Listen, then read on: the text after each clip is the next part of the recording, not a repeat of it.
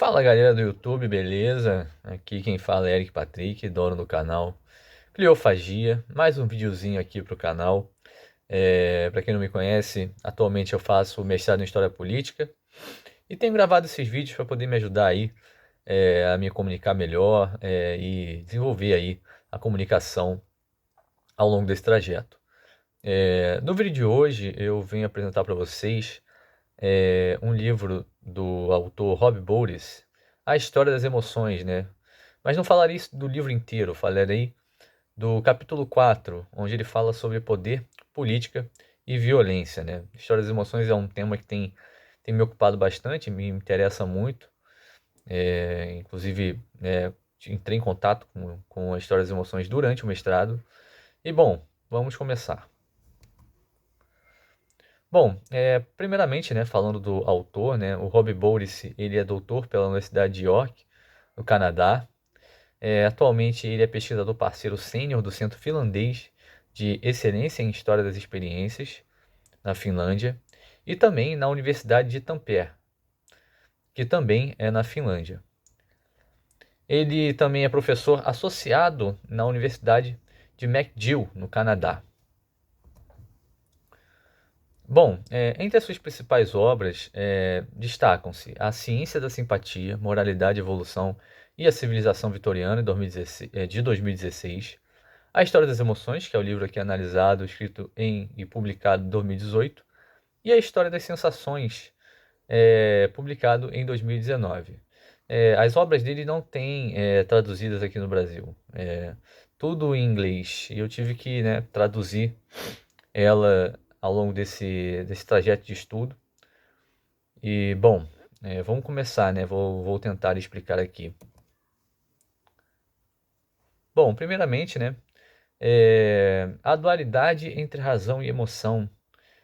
A ciência desprovida de emoção. Esse aqui é o começo do capítulo, né? O começo do capítulo do Bowles, onde primeiro ele oferece uma sugestão de pesquisa para o historiador da emoção, ao investigar,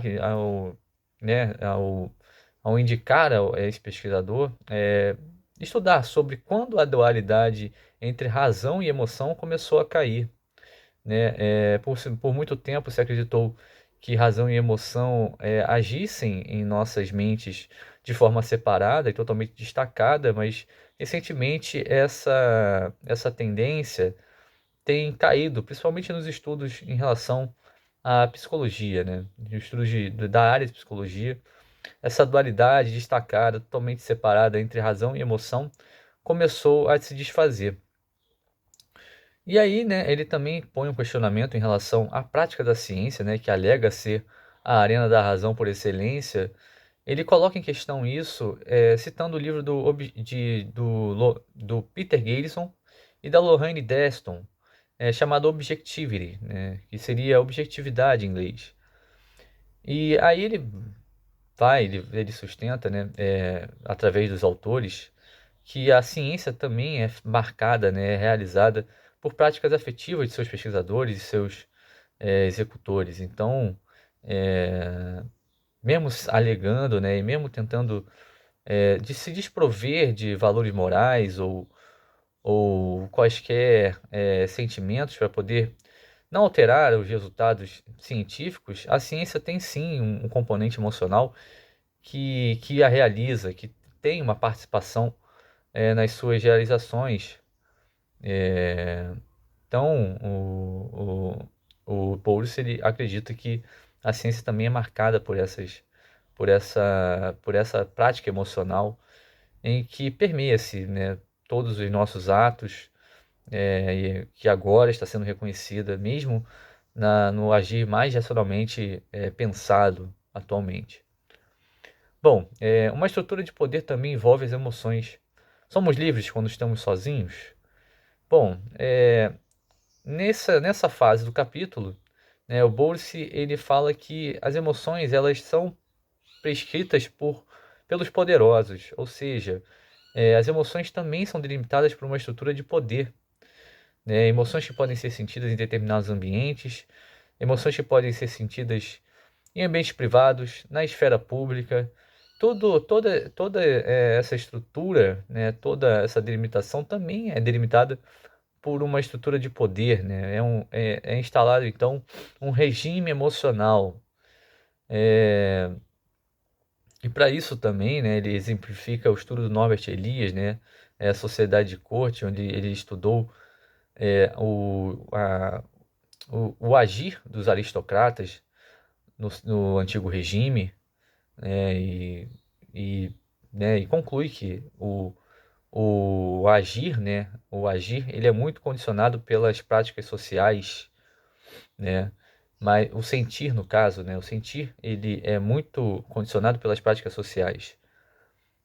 E, e o agir é condicionado pela prescrição dos poderosos, ou seja, delimitado pela estrutura de poder. E para responder a pergunta, né, se somos livres quando estamos sozinhos, ele responde negativamente a isso. Não somos livres quando estamos sozinhos totalmente.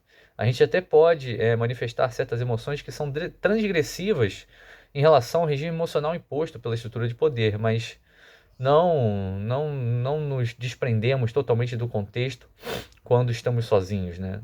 A gente só tem uma liberdade maior para sentir o que não deve ser sentido.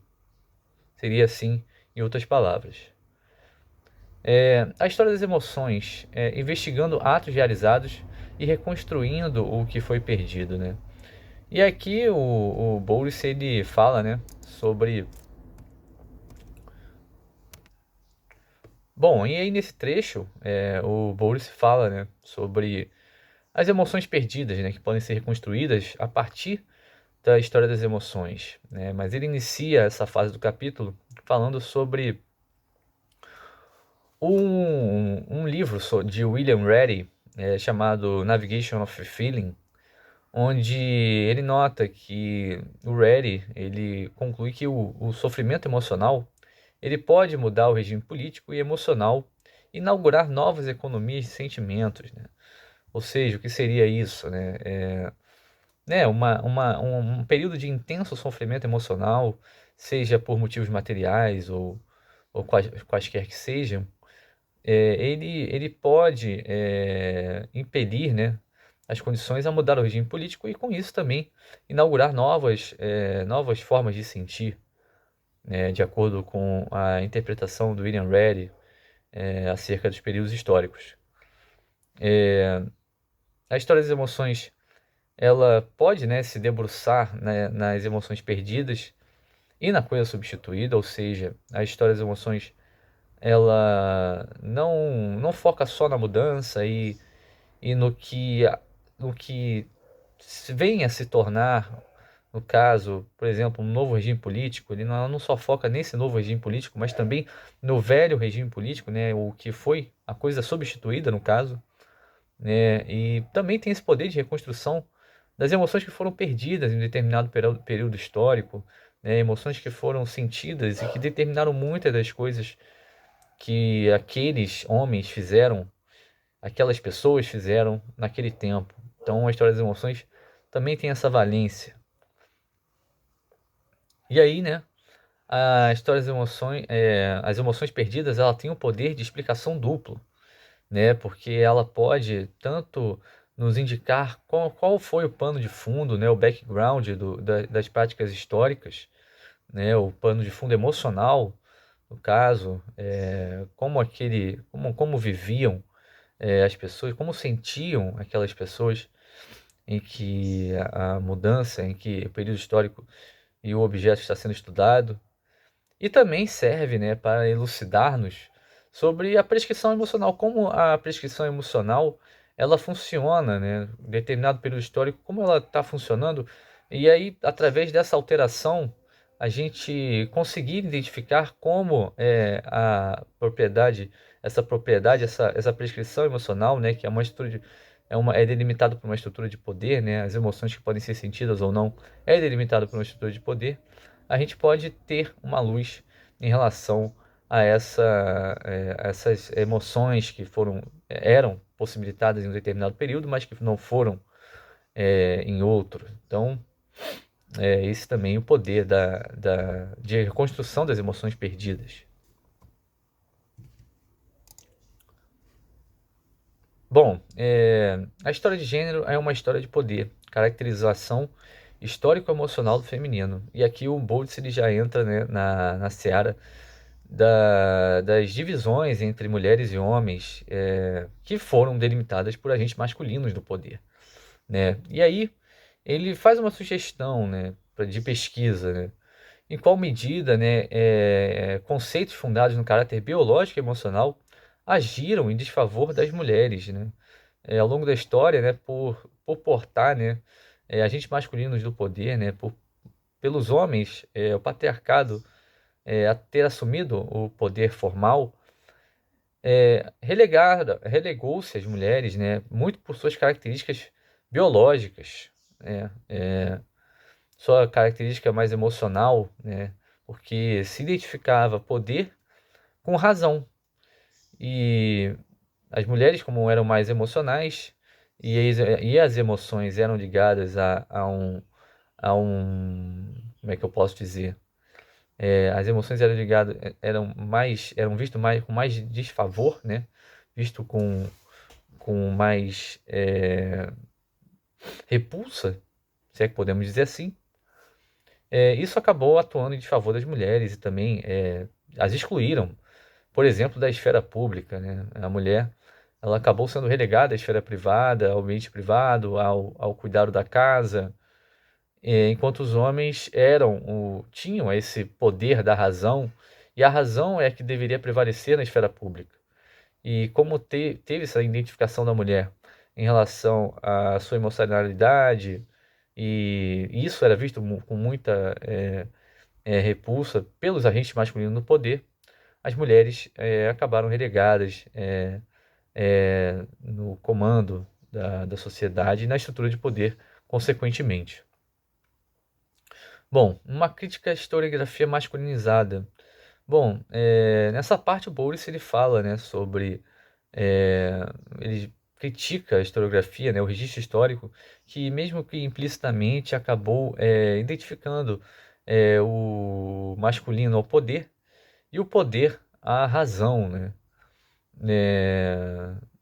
No caso, né, o registro histórico ele acaba apresentando uma alta taxa de contraposição razão-emoção, né? Ou seja, contrapondo o masculino ao feminino também por consequência, visto que o masculino era ligado à razão e o feminino era ligado à emoção, né? E com isso, né, teve uma consequente desqualificação das mulheres para a própria esfera pública, né, relegando-as ao ambiente privado, ao cuidado da casa, ao cuidado do lar e etc. Bom, a história das emoções, ela também tem a capacidade de lançar luz à estrutura de poder das relações de gênero, né? E aí, a história das emoções tem essa valência também de poder, através, né, da elucidação das emoções e também da valorização das emoções como algo a ser investigado, ela tem essa capacidade também de questionar a estrutura de poder que foi imposta pelos agentes masculinos do poder ao longo da história. Bom, prosseguindo, né, já na fase final do capítulo, a cognoção. O emocional não é irracional e o racional não é desprovido de emoção. E isso aqui já diz sobre os novos estudos, né, que vem provando que a emoção não está totalmente desligada da razão e nem a razão está totalmente desligada da emoção. Agora, os pesquisadores inventaram até um novo termo chamado cogmotion em inglês, né? E eu traduzi aqui como cogmoção, né? Que é a junção do cognitivo com emoção. Então, os novos estudos vêm provando que a emoção não está destacada da razão. A história das emoções ajuda-nos a traçar a história dos excluídos e suas consequências, né? No caso, né, aqui o Bruce ele fala, né, sobre como a história das emoções pode nos ajudar na investigação da história dos excluídos também, porque os excluídos eles foram excluídos também a nível emocional com base na animalidade, né? E o animal, no caso, ele não teria controle das suas próprias emoções. Essa identificação com o animal acabou relegando esses grupos que foram excluídos ao longo da história. Fora do regime emocional, a irrelevância das emoções dos excluídos. E aí é sobre isso, né? Os excluídos eles ficaram fora do regime emocional. O regime emocional é delimitado por uma estrutura de poder, né? O regime emocional é a delimitação de quais emoções sentir dentro de uma estrutura de poder. E no caso, né, esses excluídos eles não tiveram suas emoções valorizadas, né? O oprimido ele não tinha condição de seguir o regime emocional imposto, porque ele era torturado e sempre foi excluído, marginalizado pelos que estavam no poder. Então, quem também não, quem também delimitava esse tipo de coisa não ligava para o que os excluídos sentiam. Então, nesse sentido, o regime emocional acabava, né, o torturado, né, o oprimido, ele não tinha condição de seguir aquele regime emocional imposto por uma estrutura de poder. No caso, também é um regime político, né, que também acabava delimitando quais emoções sentir. Animalidade e controle emocional. Afinal, o que pode ser definido como humano? No caso aqui, volta-se, né, a questão da animalidade, né? É, no ca Podemos dizer, né, que o ser humano, ele civilizado, né, o ser humano civilizado, ele é uma figura de controle emocional. Ou seja, a animalidade, ela não combina com um ser humano civilizado ou com o ser humano em si, né? Então, nesse nível, né, o sub-humano, né, considerados na história, né, ao longo da história, os sub-humanos, né, que eram desconsiderados como um humano totalmente, ou não humano, que no caso podem ser animais, ou até certos humanos que não são identificados como seres que pensam, eles também foram excluídos a critério emocional. E no caso, né, usou-se muito o critério da animalização para poder excluir essas pessoas, né? E né, o animal, como já dito aqui, ele é um ser descontrolado emocionalmente para nós, humanos, né? Que temos essa visão que só podemos ter, que é uma visão antropomórfica, né? Uma visão centrada pelo olhar do homem. Então, o ser humano acaba sendo essa figura de controle emocional em detrimento de quem não for, né, essa figura de controle emocional está fadado a ser aí um não humano, um sub-humano, de acordo com critérios estabelecidos animalisticamente, né, por esses que excluem certos grupos de humanos. E bom, para encerrar, eu trouxe aqui uma citação, né, só para resumir o que o que é a história das emoções, né? Para Bowlby, a história das emoções se pergunta sobre o que foi deixado para trás, excluído, sobrescrito e escrito fora da história, e o porquê do que veio acontecer ter ocorrido. Enquanto a distinção, a maior parte da história da historiografia, as histórias das emoções não tendem a se iniciar com uma suposição sobre o que a natureza humana deveria ser. Elas não aplicam uma racionalidade fria e narrativas abstratas na mudança política à sua linha do tempo, e nem assumem uma emocionalidade racional onde a razão parece estar ausente.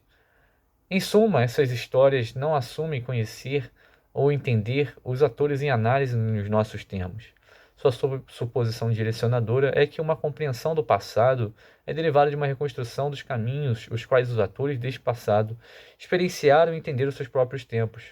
Historiadores da emoção preferem o risco de parcialmente não entender ou da incapacidade de entrar completamente na realidade passada do que uma suposição de objetividade e o risco do anacronismo. Bom, galera, é isso. Muito obrigado aí pela atenção. Quem gostou, dá um like aí. E quem não gostou, paciência. É assim mesmo. Obrigado.